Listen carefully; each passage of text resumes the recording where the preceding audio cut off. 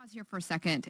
Wanted to speak with Delegate Novotny, who also served in the military. Delegate, thank you so much for being on the show. And first, can you explain to us how the involvement in Afghanistan impacted you?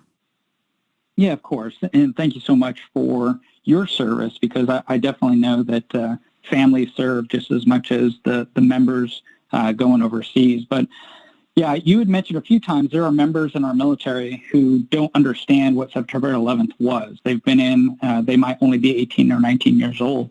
I actually joined the Air Force 88 days before September 11th and truly have served my entire career under what was post-September 11th type of career. So even to the fact that George Bush on September 11th landed at my base that I was stationed on, so it really has affected my entire career. I've lost friends there, which is just miserable, as you can imagine.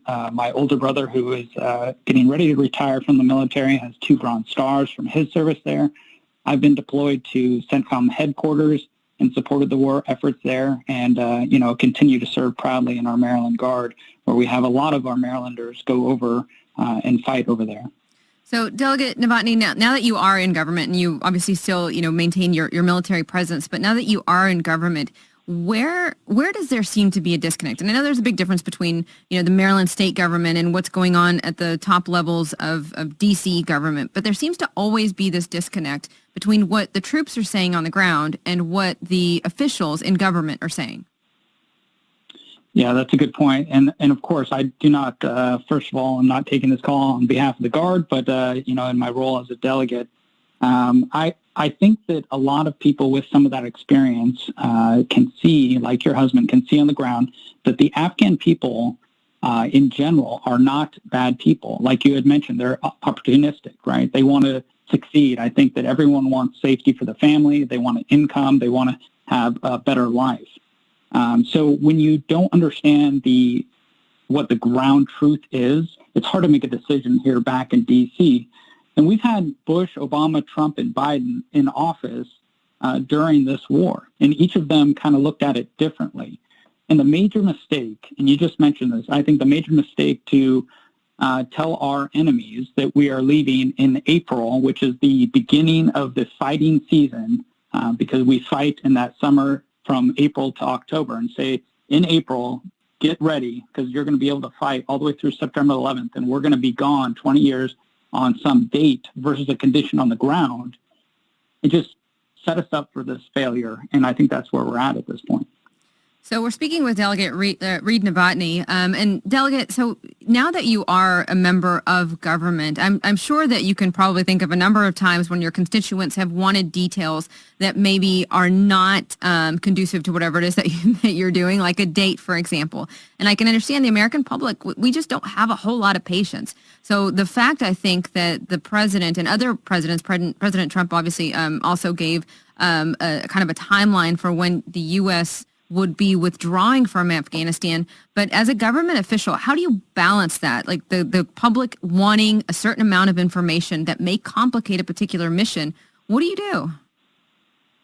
Yeah, so I am a strong conservative, and I believe in a strong military. And I truly talk to a lot of the constituents about this too. There are certain things that you need to have a faith in our intelligence apparatus. Out of Fort Meade, you need to have faith in our military that we're going to do this correctly.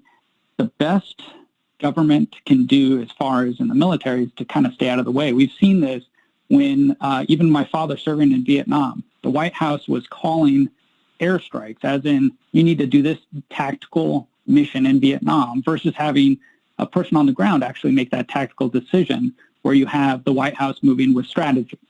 So Biden's mistake, in my opinion, was he made a tactical decision from the White House, where when we talk to constituents, we can honestly say, and again, I've talked to this many times, you need to trust us. We're going to work in your best favor to do this outcome. But you really don't need to know how the sausage is made. And if we tell you how the sausage is made, then it's going to be a problem for everyone there.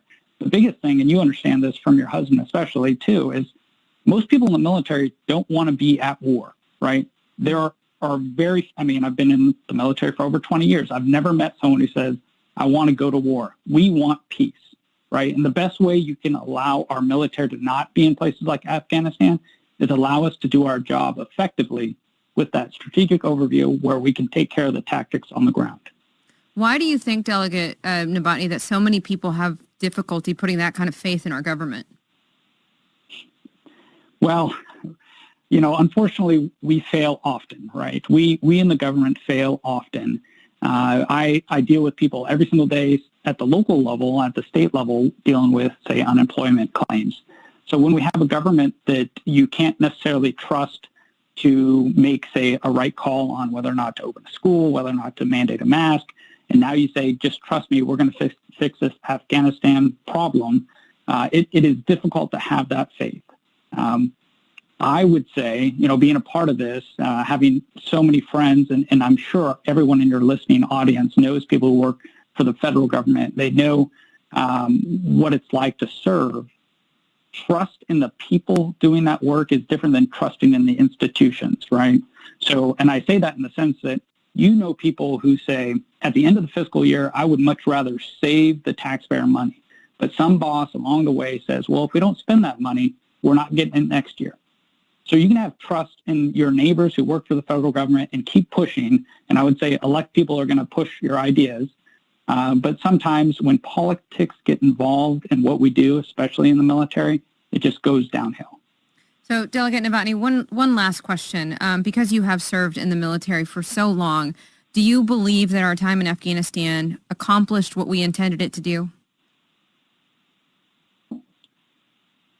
In my opinion, this is one of the hardest questions about Afghanistan. We've lost so many people. To count 2,448 members. I've been to Dover, Delaware, watched coffins come off the planes, and it is truly a national treasure that when we lose anytime we lose a service member.